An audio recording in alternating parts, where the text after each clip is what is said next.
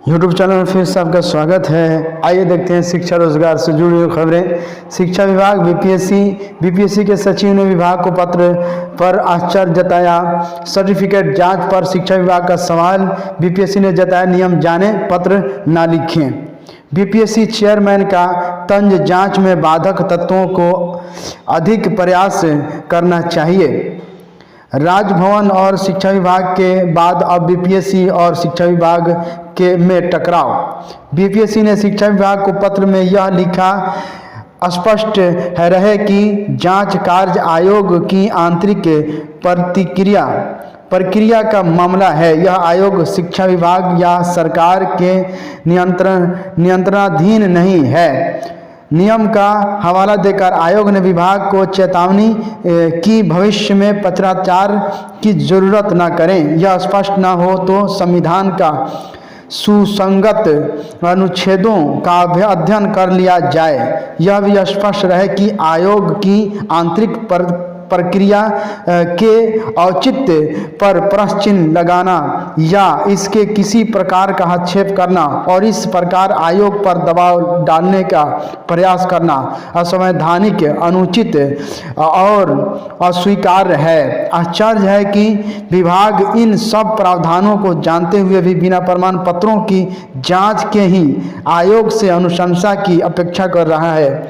शिक्षा विभाग ने बीपीएससी को पत्र में यह कहा, शिक्षक भर्ती परीक्षा देने वाले अभ्यर्थियों के प्रमाण पत्रों की जांच के लिए शिक्षा विभाग के पदाधिकारी कर्मियों, यहां तक कि कुछ जिलों के शिक्षकों को भी प्रतिनियुक्त कर दिया गया है, जो किसी भी स्थिति में स्वीकार नहीं है और न ही यह शिक्षा हित में है। विद्यालय अध्यापक नियुक्ति नियमावली 2023 के नियम 9(1) के अनुसार नियुक्ति प्राधिकार को नियुक्ति पत्र जारी करने के पहले शिक्षण और प्रशिक्षण संबंधी प्रमाण पत्र की जांच का प्रावधान है। ऐसे में प्रमाण पत्रों की जांच का कोई औचित्य नहीं है। आयोग की अनुशंसा के बाद इस नियमावली के अनुसार नियुक्ति प्राधिकार को प्रमाण पत्रों के सत्यापन के लिए जाने की बाध्यकारी स्थिति है। इसके बाद ही नियुक्ति पत्र जारी किया जाना है। अभ्यर्थियों के प्रमाण पत्रों की जांच 2 स्तरों पर होती है। दोनों का अपना अपना औचित्य है और दोनों एक दूसरे के पूरक हैं। बिना सत्यापन आयोग द्वारा न कोई अनुशंसा भेजी जा सकती है और न ही कोई डोसियर।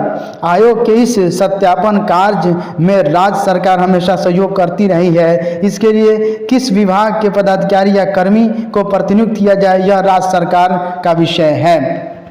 शिक्षा विभाग की 2 बिंदुओं पर आपत्ति। शिक्षा विभाग ने पत्र लिखा था कि अनुरोध है कि जिलों में शिक्षा विभागीय पदाधिकारी और कर्मियों को नियमावली 2023 के नियम के विपरीत प्रमाण पत्रों के जांच के मामले जांच में लगाए जाने की स्थिति को देखते हुए तुरंत उन सभी पदाधिकारियों और कर्मियों को मुक्त करते हुए उसकी सूचना उपलब्ध कराएं। रिजल्ट के पहले सर्टिफिकेट जांच क्यों? रिजल्ट जारी करने के बाद सर्टिफिकेट जांच होने और गलत पाए जाने की स्थिति में सीट खाली रहने की आशंका रहती है। सीट खाली रहने से आपका आशय क्या है? अभ्यर्थी परीक्षा में तो पास कर गया, उसके बाद आवश्यक सर्टिफिकेट ही नहीं है तो उसका चयन नहीं होगा, ऐसे सीट को खाली रह जाएगी। सीधी बात अतुल प्रसाद, बीपीएससी के अध्यक्ष। शिक्षा विभाग पहले राजभवन से टकराया, अब बीपीएससी से भिड़ गया है। शिक्षा विभाग ने शिक्षक भर्ती परीक्षा में शामिल हुए अभ्यर्थियों के बिना रिजल्ट पहले ही सर्टिफिकेट जांच पर सवाल उठाया तो बीपीएससी ने विभाग को करारा जवाब दिया। आयोग ने आश्चर्य जताते हुए कहा कि शिक्षा विभाग सभी प्रावधानों को जानते हुए भी कैसे उम्मीद करता है कि बिना प्रमाण पत्रों का सत्यापन किए आयोग चयनित अभ्यर्थियों की अनुशंसा कर देगा। बीपीएससी और शिक्षा विभाग के पत्रवार के बीच आयोग के अध्यक्ष अतुल प्रसाद ने तंज कसा। सरकार अपने अधिकारियों की नियुक्ति करती है और बाद में बदलाव करती है, इसमें हमें कोई सरोकार नहीं, लेकिन इस बहाने जिन तत्वों के हमारे शिक्षक भर्ती परीक्षा में शामिल अभ्यर्थियों के डॉक्यूमेंट वेरिफिकेशन को रद्द कराने की कोशिश की, उन्हें और अधिक प्रयास करना चाहिए। बीएड कक्षा 5 तक के शिक्षक बनेंगे या नहीं, फैसला एक सप्ताह में। बीएड योग्यताधारी 1 से 5 कक्षा के शिक्षक बन सकेंगे या नहीं। 1 से 5 तक के शिक्षक पद के लिए परीक्षा में शामिल हुए 3.90 बीएड उत्तीर्ण अभ्यर्थी के रिजल्ट जारी होंगे या नहीं, इस पर एक सप्ताह के अंदर निर्णय हो जाएगा। बीपीएससी के अध्यक्ष अतुल प्रसाद ने बताया कि आयोग और शिक्षा विभाग के अधिकारियों के बीच बैठक में अंतिम निर्णय हो जाएंगे। दरअसल पिछले माह सुप्रीम कोर्ट ने 1 से 5 तक के शिक्षक पद के बीएड योग्यता वाले को नहीं रखने और इसके लिए सिर्फ डीएलएड और इसके समकक्ष योग्यता वाले को योग्यता बताया था। स्कूल अवधि में कोचिंग संस्थान का संचालन नहीं होगा।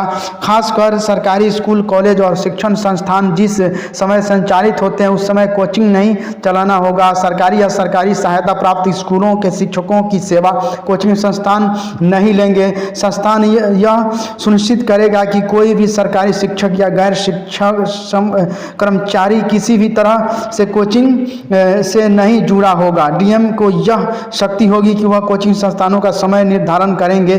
छात्रों के शुल्क में कटौती भी जिलाधिकारी कर सकते हैं। बिहार कोचिंग संस्थान नियंत्रण व विनियम नियमावली 2023 पर विधि और विधि विभाग की हरी झंडी मिल गई है। लागू करने के लिए प्रस्ताव को कैबिनेट में भेजने की शिक्षा विभाग ने तैयारी तेज कर दी है।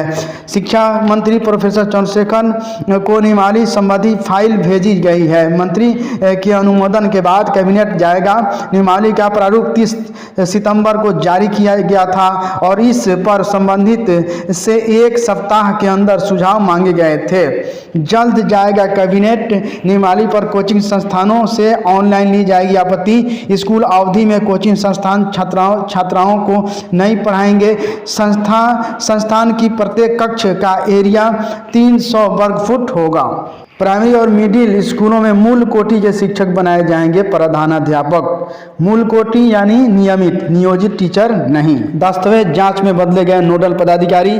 शिक्षक नियुक्ति। शिक्षक अभ्यर्थियों के डॉक्यूमेंट वेरिफिकेशन कार्य के लिए पटना जिले में डीपीओ स्थापना अरुण कुमार मिश्रा को बनाया गया था। जिला शिक्षा कार्यालय के किसी पदाधिकारी को इसमें शामिल नहीं करने के आदेश पर अब जिला पंचायती राज पदाधिकारी संजय कुमार वर्मा और भूमि सुधार उप समाहर्त ब्रिज किशोर पांडे को नोडल पदाधिकारी बनाया गया है। बिहार लोक सेवा आयोग की शिक्षक नियुक्ति प्रतियोगिता परीक्षा के अंतर्गत शुक्रवार को अभ्यर्थियों के डॉक्यूमेंट वेरिफिकेशन कार्य सुबह 10 बजे से शुरू कर दिया गया था। चौथे दिन शाम 5 बजे तक कुल 1520 शिक्षक अभ्यर्थियों के डॉक्यूमेंट वेरिफिकेशन का कार्य पूरा किया गया था। गर्दनी बाग स्थित शहीद राजेंद्र प्रसाद सिंह राजकीय उच्च माध्यमिक विद्यालय में आए अभ्यर्थियों ने बताया कि डॉक्यूमेंट वेरिफिकेशन में 10 से 15 मिनट का समय लग रहा है। अभ्यर्थियों की सहूलियत के लिए कुल 6 कमरों में 65 कर्मियों को लगाया गया है। इसमें 45 कार्यपालक सहायक और 20 कंप्यूटर ऑपरेटर को लगाया गया है। डॉक्यूमेंट वेरिफिकेशन 12 सितंबर तक जारी रहेगा।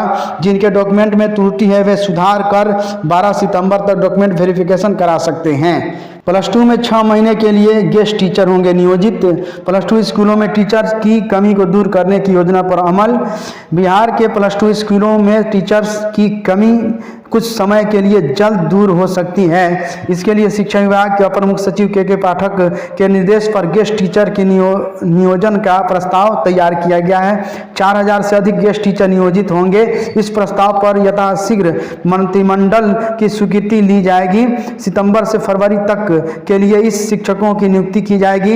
इस समय शैक्षणिक गतिविधियों का संचालन होता है। इससे विभाग को वेतन मद में बचत होगी और अकादमिक स्थिति में सुधार का टारगेट भी पूरा हो जाएगा। आवश्यकता अनुसार गेस्ट टीचर की सेवा का अगले वर्ष नवीनीकरण किया जाएगा। थैंक यू फ्रेंड्स, फिर मिलते हैं नेक्स्ट वीडियो के माध्यम से।